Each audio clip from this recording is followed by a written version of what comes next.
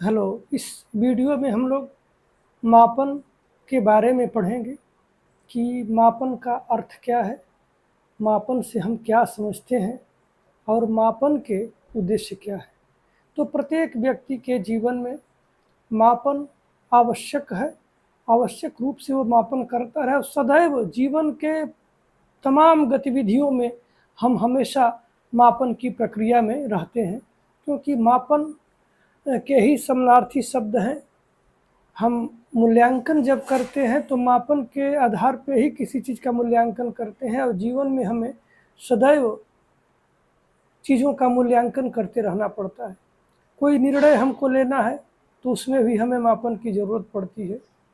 और जब हम शैक्षिक जगत में होते हैं, शिक्षा के क्षेत्र में होते हैं, तो तमाम नीतियों का मूल्यांकन करना है तो मापन की ज़रूरत पड़ेगी, क्योंकि लोगों के ओपिनियन के आधार पे ही मापन होगा, उसके परिणामों के आधार पे ही मापन होगा, मूल्यांकन उसका होगा। इसके बाद छात्रों की उपलब्धि, छात्रों की समस्याएं, छात्रों का परीक्षा फल इत्यादि बिना मापन के संभव नहीं है। तो सदैव हम अपने दैनिक जीवन में स्वास्थ्य का आकलन जब करते हैं तो तमाम तरह के चीज़ों को नापते हैं, मापन करते हैं और उस मापन के आधार पे ही हम कहते हैं कि एक हम स्वस्थ व्यक्ति हैं। उसी तरह शिक्षा के क्षेत्र में छात्रों की उपलब्धियों का कई आधारों पर मापन किया जाता है और उस मापन के आधार पर ही निर्णय लिया जाता है कि कौन सा विद्यार्थी कैसा है, उसे आगे जाना है, वो सफल है असफल है। तमाम निर्णयों में मापन की ज़रूरत हमको पड़ती है। मापन की हम कुछ यदि परिभाषाओं को देखें कि मापन वास्तव में है क्या, तो एस स्टीवेंस के अनुसार मापन किन्हीं स्वीकृत नियमों के अनुसार वस्तुओं को अंक प्रदान करने की प्रक्रिया है। अर्थात मापन का स्वरूप कैसा होता है, अंकिक होता है। हम इसे अंकों के रूप में अंक प्रदान करते हैं कि कोई विशेषता, कोई गुण कितनी मात्रा में मौजूद है, तो इसको हम आंकिक स्वरूप में प्रकट करते हैं मापन में। जीसी हेल्मस्टेटर के अनुसार मापन को किसी व्यक्ति या वस्तु में निहित किसी विशेषता की मात्रा का आंकिक वर्णन प्राप्त करने के लिए प्रक्रिया के रूप में परिभाषित किया गया है। हम इससे घटनाओं का, वस्तुओं का, व्यक्तियों का आंकिक विवरण प्राप्त करते हैं। अर्थात मापन का स्वरूप कैसा है, मात्रात्मक है कि उससे कोई चीज़, कोई गुण, कोई विशेषता कितनी मात्रा में मौजूद है। यह एक प्रक्रिया है और उसका ये स्वरूप कैसा है, मात्रात्मक।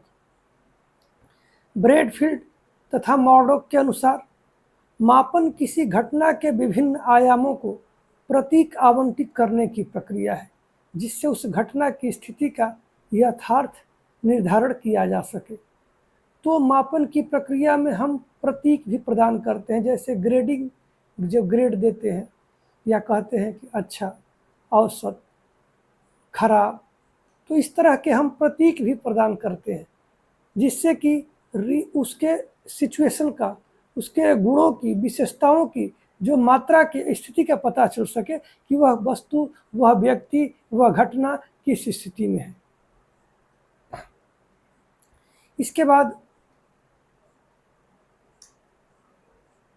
अगली परिभाषा है टाइलर के अनुसार।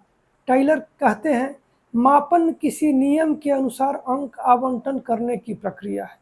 नियम के अनुसार यानी मापन करने के लिए हमारे पास कोई नियम, सुव्यवस्थित नियम होना चाहिए, जिसके आधार पर हम मापन के कार्य को करेंगे। ननली के अनुसार वस्तुओं को किसी नियम के अनुसार अंक प्रदान करने की ऐसी प्रक्रिया को मापन कहा जाता है, जिससे उसके गुणों की मात्रा का पता चलता है, उसकी विशेषता की मात्रा का पता चलता है, उसमें कोई गुण, कोई विशेषता किस मात्रा में मौजूद है, इसका पता चलता है। तो मापन का स्वरूप मात्रात्मक होता है। गैरिसन के अनुसार मापन मूल रूप से मूल्यांकन के एक भाग के रूप में उस प्रक्रिया से संबंधित है, जिसके द्वारा शिक्षक एक छात्र की किसी विशेषता को एक कम या अन्य संख्यात्मक मूल्य प्रदान करता है। अंकों के रूप में हम उसे प्रकट करते हैं, उसकी जो विशेषताएं हैं, गुण हैं। पहले भी ये मानी इसका स्वरूप आंकिक होता है। कैम्पबेल के अनुसार नियमों के अनुसार व्यक्तियों या घटनाओं को अंकों या संख्याओं में व्यक्त करना मापन। तो हम किसी घटना को, किसी विशेषता को, किसी व्यक्ति में उपस्थित गुण को हम संख्याओं के रूप में प्रकट करते हैं, इस मापन की प्रक्रिया। लिंडमैन के अनुसार मापन की परिभाषा इस प्रकार से की जा सकती है कि इसमें पूर्ण निश्चित नियमों के अनुसार लोगों अथवा वस्तुओं को निश्चित अंक प्रदान किया जा सके या किया जाता है। यानी इसमें स्पष्ट रूप से नियमों के अनुसार सारे कार्य होंगे, अंक प्रदान किए जाएंगे, मात्रा का पता इससे चलेगा। इस आधार पर यदि हम अर्थ देखें कि क्या अर्थ हो सकते हैं मापन के, तो इन प्रक्रियाओं का विश्लेषण करने से हमें मापन के निम्नलिखित अर्थ प्राप्त होते हैं। पहला, मापन की प्रक्रिया में वस्तुओं, घटनाओं एवं तथ्यों को किसी नियम के अनुसार कोई अंक या संख्या प्रदान की जाती है। मापन का संबंध वस्तुओं की विशेषताओं एवं गुणों से होता है। वस्तुओं के इन्हीं विशेषताओं पर या गुणों का मापन किया जाता है। मापन एक ऐसी प्रक्रिया है जिसमें परिमापन भी सम्मिलित होता है, क्योंकि इसमें संख्याओं के माध्यम से वस्तुओं के गुणों या विशेषताओं की मात्राओं को व्यक्त किया जाता है। मापन का स्वरूप आंकिक या संख्यात्मक होता है। मापन का स्वरूप मात्रात्मक है तथा यह एक प्रक्रिया है। इसमें कई चीज़ें, मापन जब हम करने जाते हैं तो कई स्टेप्स होते हैं, कई तरह के अन्य, अब हम कोई टेस्ट बनाते हैं, कोई टूल्स बनाते हैं, नियम बनाते हैं, नॉर्म्स बनाते हैं, उसकी प्रैक्टिबिलिटी को देखते हैं, उसकी व्यवहारिकता और रेलेबिलिटी को देखते हैं, उसकी वैधता को देखते हैं। तमाम चीज़ों का ध्यान में रखने के बाद हम मापन करते हैं। इसलिए मापन कोई एक सिंगल कार्य न हो करके, बल्कि यह एक प्रक्रिया है। किसी वस्तु के गुणों तथा विशेषताओं का विवरण गुणात्मक तथा मात्रात्मक दोनों हो सकता है। अतः मापन भी दो प्रकार का होता है, गुणात्मक मापन तथा मात्रात्मक मापन। गुणात्मक मापन में गुण या विशेषता की उपस्थिति या अनुपस्थिति को दर्शाई जाती है अथवा गुण या विशेषता का प्रकार बताया जाता है, जबकि मात्रात्मक मापन में कोई गुण या विशेषता कितनी मात्रा में उपस्थित है, इसका यथार्थ विवरण प्रस्तुत किया जाता है।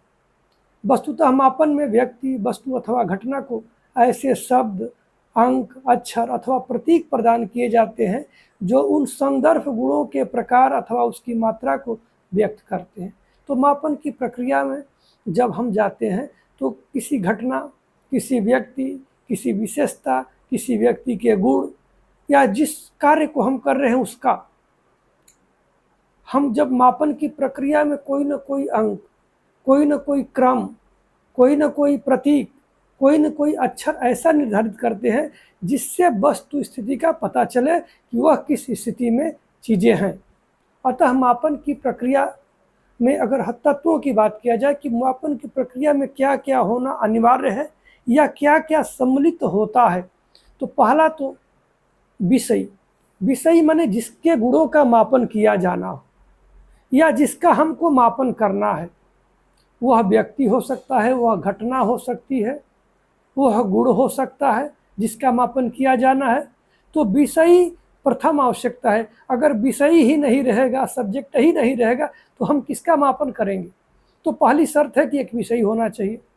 दूसरा चीज़ प्रतीक या यूनिट, किसमें हम चीज़ों को व्यक्त करेंगे, इसके लिए कोई प्रतीक हो, कोई इकाई हो जिससे हम प्रकट कर सके। अब लंबाई नापना हो तो मीटर का प्रतीक होगा, वजन नापना है तो ग्राम, किलोग्राम इत्यादि ये प्रतीक होंगे। और साथ ही एक नियम या मान्यता ऐसी होनी चाहिए जिसका स्वरूप यूनिवर्सल हो या जिसको सब लोग स्वीकार करते हों। उसके आधार पर जब हम मापन करते हैं तब जा कर के हम वो सभी लोग उसे मान्य करते हैं। तो तीन चीज़ें, विषय, प्रतीक और नियम का होना मापन के लिए अत्यंत आवश्यक है। अब हम मापन के उद्देश्यों की चर्चा करें तो मापन के उद्देश्य क्या है? तो शिक्षा के क्षेत्र में अत्यंत व्यापक तथा इसकी प्रक्रिया अत्यंत जटिल है। शिक्षा के क्षेत्र में विविधता कितनी है, व्यापकता कितनी है, और इसकी जो प्रक्रिया है बिल्कुल जटिल है, क्योंकि इसमें मानव व्यवहार से संबंधित चीज़ों पे कार्य किया जाता है। अब मानव व्यवहार के बारे में कोई सटीक अंदाज़ा लगाना, कुछ कहना बहुत कठिन कार्य है, जो समयानुकूल परिस्थितिजन्य रूप से सदैव परिवर्तित होती रहती है। कोई व्यवहार स्थिर नहीं होता है। कोई भी हम जब सामाजिक विषयों को लेते हैं और समाज के ऊपर काम करते हैं तो यह बहुत परिवर्तनशील होता है, और एक स्थान से दूसरे स्थान पे भी जाने पे इसकी चीज़ें बिल्कुल अलग तरह की हो जाती है। तो यहाँ पर मापन का प्रक्रिया जो है वो बड़ा चैलेंजिंग होता है, और यह एक अत्यंत चुनौतीपूर्ण कार्य है, जहाँ सफल होने के लिए प्रत्येक जगह मापन की आवश्यकता पड़ती है। अब हम तय करते हैं कि कोई नीति, हमारे पढ़ाने का तरीका, विद्यार्थी का उसी के आधार पर तो आकलन हम करते हैं, मूल्यांकन करते हैं कि चीज़ें ठीक दिशा में जा रही हैं कि नहीं है। तो इस प्रक्रिया में जो शैक्षिक प्रक्रिया है उसमें मापन एक लिटमस परीक्षण की तरह से है, और इसके उद्देश्य जो हैं वो ये है: प्रवेश के लिए योग्य छात्रों के चयन में सहायता करना। जब हम मापन करते हैं, मेरिट लिस्ट बनाते हैं, तब हमें अंदाज़ा चलता है कि हम किस प्रकार छात्रों को ले, किन किन छात्रों को ले जो हमारे काम के लायक उपयुक्त हैं, या प्रवेश लेने के लिए उपयुक्त हैं, या उनमें अभिक्षमताएँ हैं। जो उनमें एप्टीट्यूड टेस्ट करते हैं तो पता चलता है कि ये हमारे विद्यार्थी हमारे विषय के लिए उपयुक्त हैं और ये पढ़ करके आगे सफल हो सकते हैं। तो प्रवेश के लिए योग्य छात्रों के चयन में ये हमारा मापन सहायता करता है। फिर छात्रों द्वारा अर्जित ज्ञान के स्तर को बताना, ये बड़ा महत्वपूर्ण है कि छात्रों की उपलब्धि कितनी है, उन्होंने न्यूनतम दक्षताओं को प्राप्त कर लिया है कि नहीं, क्या उन्हें पास किया जा सकता है, क्या उन्हें उत्तीर्ण घोषित किया जा सकता है, क्या उन्हें उपाधि प्रदान की जा सकती है, इस योग्य वो हो गए हैं। तो हमें यहाँ बिना मापन के यह बता पाना संभव नहीं है कि इन्हें उत्तीर्ण माना जाए या न माना जाए, या ये इनका स्तर क्या है, ये सारी चीज़ें पता चलती है। तो और छात्रों के सर्वांगीण विकास हेतु दृष्टि प्रदान करना। जब हम मापन की प्रक्रिया में होते हैं तो हमें खुद पता चलता है कि छात्र का स्तर क्या है, छात्र की कठिनाई क्या है, छात्र को आगे बढ़ाने में हम उसके सर्वांगीण विकास के लिए क्या कर सकते हैं, या जो विधियों का हम उपयोग कर रहे हैं वो क्या ठीक है, या उनमें हमें परिवर्तन करने की आवश्यकता है। इस तरह की चीज़ें हमें मापन के द्वारा पता चलती हैं। इस प्रकार मापन हमें छात्रों के सर्वांगीण विकास में मदद करता है। मापन के जो ऑब्जेक्टिव हैं शिक्षा के क्षेत्र में, छात्रों के अधिगम में बाधक तत्वों की पहचान करना। जब हम लर्निंग बेस्ड या आउटकम बेस्ड लर्निंग की बात करते हैं, एजुकेशन की बात करते हैं, तो हमें छात्रों को आगे बढ़ने में क्या क्या बाधाएं हैं, उनकी कमजोरियां क्या हैं, उनकी कठिनाइयां क्या हैं, ये जब तक हम नहीं जानेंगे तब तक हम उन्हें उचित मार्गदर्शन प्रदान नहीं कर पाएंगे, या उनका हम सहयोग नहीं कर पाएंगे उनके आगे बढ़ने में। तो इसलिए छात्रों को हमें रिमेडियल टीचिंग देने के लिए पहले डायग्नोज करना होता है कि उनमें कहाँ उनकी कठिनाई है, और हम उसी कठिनाई का निवारण करने का प्रयास करते हैं। बाकी छात्र को स्वगति स्वक्षमता से आगे बढ़ने हम देते हैं, क्योंकि आधुनिक संप्रत्यय शिक्षा और सीखने का यही है। तो ये हमें छात्रों की कठिनाइयों को या बाधक तत्व जो उनके सीखने में है उनकी पहचान करने में मदद करता है। पाठ्यक्रम में परिवर्तन करने की ज़रूरत है या नहीं है, इसका हम कैसे मूल्यांकन करेंगे, इसके लिए भी हम मापन का सहारा लेते हैं। शिक्षण विधियों के चयन में सहायता करना, कौन सी विधियाँ उपयुक्त है, जिस विधि से हम पढ़ा रहे हैं छात्रों को ये ठीक है या इसमें परिवर्तन करने की ज़रूरत है, इत्यादि का भी बोध करने के लिए, शिक्षक को जानकारी लेने के लिए हम मापन का ही सहारा लेते हैं। शिक्षण सामग्रियों के चयन में सहायता करना, हम TLM का यूज करते हैं और तमाम तरह के जो इन्वायरमेंट बनाने में चीज़ें काम आती है, जो लर्निंग इन्वायरमेंट या कंड्यूसिव इन्वायरमेंट की बात करते हैं, तो उसमें जो हम शिक्षण सामग्रियों का चयन करते हैं उनके चयन में भी हम मापन करते हैं, छात्रों की ओपिनियन लेते हैं, एक्सपर्ट्स की ओपिनियन लेते हैं, उसके आधार पर हम ये कार्य करते हैं। तो मापन निश्चित रूप से यहाँ भी हमारी सहायता करता है। छात्रों की योग्यताओं के आधार पर वर्गीकरण करने में मापन सहायता करता है। हम देखते हैं कि किसको फर्स्ट डिवीज़न जाना है, किसको सेकेंड डिवीज़न जाना है, या ग्रेडिंग में किसको हम ABCDO देंगे। तो बिना मापन के हम कैसे कर सकते हैं, किसी को प्रथम द्वितीय तृतीय कैसे घोषित कर सकते हैं। तो यहाँ छात्रों को उनकी उपलब्धियों के आधार पर, उनकी योग्यताओं के आधार पर, उनकी अर्जित क्षमताओं के आधार पर हम मूल्यांकन जो करते हैं उसका आधार भी मापन ही होता है। छात्रों को उपयुक्त व्यावसायिक निर्देशन प्रदान करने में भी यह सहायक है। जब हम छात्रों में एप्टीट्यूड स्टडी करते हैं, एप्टीट्यूड का उनका मापन करते हैं, तो उस आधार पर हम बताते हैं कि छात्र में इस तरह की अभिक्षमता है, इसलिए अमुक व्यवसाय के लिए यह उपयुक्त होगा। तो यहाँ भी हमें मापन सहायता करती है उन्हें व्यावसायिक निर्देशन प्रदान करने में। परीक्षा प्रणाली एवं मूल्यांकन में सुधार के लिए भी आधार प्रस्तुत करने का कार्य करता है मापन। मापन के आधार पर ही हम परीक्षा संबंधी कठिनाइयों को और मूल्यांकन संबंधी कठिनाइयों को और उसमें निहित दोषों को, उनमें निहित ऐसे बाधक तत्वों की पहचान करने की कोशिश करती हैं जो हमको मापन मूल्यांकन में ठीक निर्णय लेने में बाधक तत्व के रूप में आते हैं, या मूल्यांकन की कौन सी प्रक्रिया अपनाई जाए जो ज़्यादा छात्र स्टूडेंट फ्रेंडली है, जो छात्रों के हित में है और जो शिक्षा के विकास के लिए उपयुक्त है। तो इस तरह के चयन में और बाधक तत्वों के पहचान में, कमियों को की जानकारी लेने में और कमियों के निवारण करने में हमारा मापन सहयोग करता है। छात्रों को उनके अधिगम स्तर का ज्ञान कराने से उनमें प्रेरणा आती है। जब छात्र जानते हैं कि हमारी ये सिचुएशन है तो वो अवेयर हो जाते हैं और मोटिवेटेड हो जाते हैं। तो इस तरह से इस दशा में हम जब तक मापन नहीं करेंगे, छात्र को उसकी स्थिति से अवगत कैसे कराएंगे, और जब छात्र अपनी स्थिति को अवगत नहीं होगा तो वो फिर प्रेरित और जागरूक कैसे होगा। तो छात्रों को उनके सीखने में ये बड़ी मदद है कि हमें उनको जानकारी दें कि आपकी पोजीशन क्या है, आपकी स्थिति क्या है, आपकी कठिनाइयाँ क्या है, आपकी अभिक्षमता क्या है, आप में कितनी योग्यता है, आपकी पोटेंसी क्या है। अगर इसका उन्हें आत्मबोध करा दिया जाए तो उन्हें आगे बढ़ने में वो स्वगति से आगे बढ़ेंगे, और जो कंस्ट्रक्टिविज्म अप्रोच है फिलॉसफी का सीखने का, उसके माध्यम से वो आगे बढ़ेंगे। उन्हें आगे बढ़ने में ये चीज़ें काफ़ी सहयोगी होती है। मापन भी इसमें सहायता करता है। गुण एवं विशेषताओं को आंकिक स्वरूप प्रदान कर इसे सांख्यिकी विश्लेषण योग्य बनाना।